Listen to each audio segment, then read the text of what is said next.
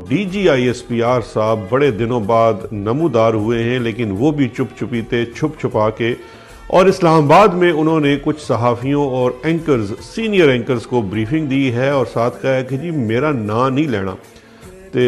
अब उसकी क्यों ज़रूरत पेश आई और ये तमाम चीज़ें क्या थी कि ये एक तो वहाँ पे डिस्कशन हुई अरशद शरीफ साहब से मुतल्लिक़, लेकिन दूसरा वहाँ पे एक बड़ी इंपॉर्टेंट अनाउंसमेंट भी थी और ये एक क्लोज्ड इवेंट था, ये कोई पब्लिक इवेंट नहीं था। लेकिन जो सबसे इम्पॉर्टेंट अपडेट है जो उन्होंने अपनी ट्वीट के ऊपर भी शेयर की है, इसकी अभी मज़ीद तफसील आना बाकी है, लेकिन जो बड़ी खबर है वो हमसे शेयर कर देते हैं आपसे। मुझे नहीं पता उनके जहनों में क्या था, लेकिन मुझे बताने वाले ने कहा है कि उसकी हद तक तो कम अज़ कम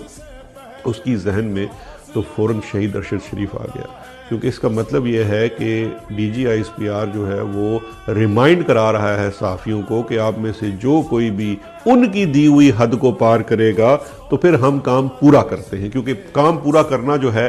इसके ऊपर तो मेरे जहन में और कोई चीज़ समझ में नहीं आती कि काम पूरा करने से मकसद क्या है कि जब आप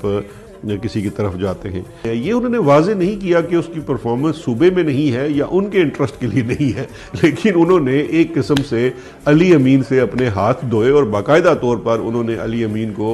एक बेवकूफ़ और इस तरह का फजूल सा इंसान करार दिया। अब मैं सोच रहा था कि अपने भाई अली अमीन गंडापुर के बारे में कि भाई वो जो आपके बारे में किसी ने लिखा धोबी का क्या होता है, और बाय द वे वो उस पर माइंड ना कर जाएं, ये भी हम इस्तलाह करते चलें कि